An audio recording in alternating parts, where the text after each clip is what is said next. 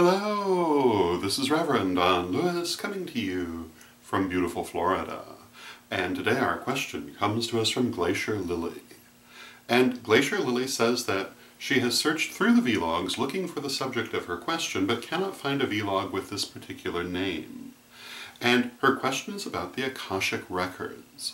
And I don't know if we've spoken to this subject on the vlog before, but we certainly can do so now. And Glacier Lily writes to say that recently there had been a beaching of 150 whales in Japan. And I'm not quite certain how long it's taken me to get to this question, so I don't know that that's still recent, but it was recent when she asked.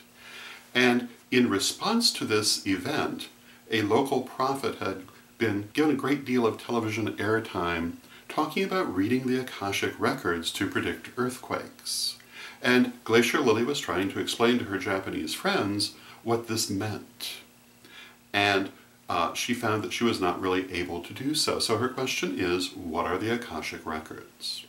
And my answer to this begins by saying that, like so many other things we address on the vlog, there are different points of view on this subject. The Akashic records are found in more than one belief system, and the beliefs are not necessarily uniform in all cases. So I'm going to speak to it generally and in terms of my own background. My understanding is this. The simplest explanation for the Akashic records is the idea that they are the spiritual record of everything that ever has been and ever will be. And that is the simplest way to look at it. And the idea is that you can access these in the astral plane and learn about things past, present, and future. Now, having said that, why would this be? My understanding is that this is tied to the idea that time is an illusion, that our understanding of the sequential nature of events is for our convenience and to help us to make sense of the things that we're experiencing and the lessons that we're learning. But in reality, it's not quite the way we perceive it. Therefore, everything that has been, everything that is, and everything that will be actually coexists. And we can reach that level of our being to access that knowledge, even though it's not where our consciousness normally resides.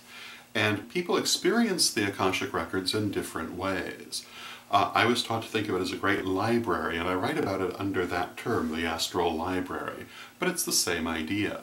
Some people will go into trance and enter the library to read the past, present, and future in books, or in file folders, or with astral computers. There are many different ways, or they'll talk to a person that they will find there.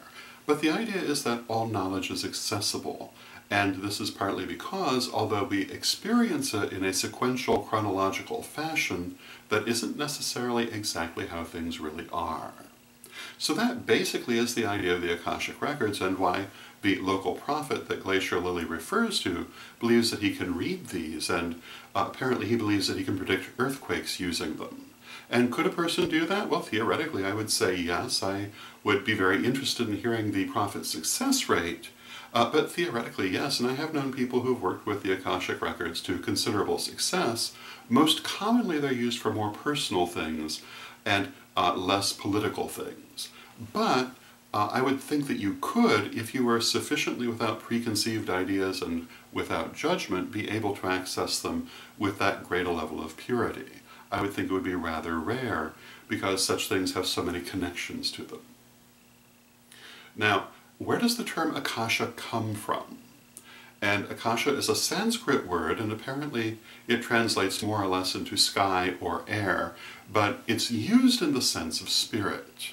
And the idea is that these records exist in spirit, and because spirit is what everything that exists is made of, therefore the knowledge of everything that exists is there. It's also related to the idea of as above, so below, and the idea that deity is reflected in everything that exists.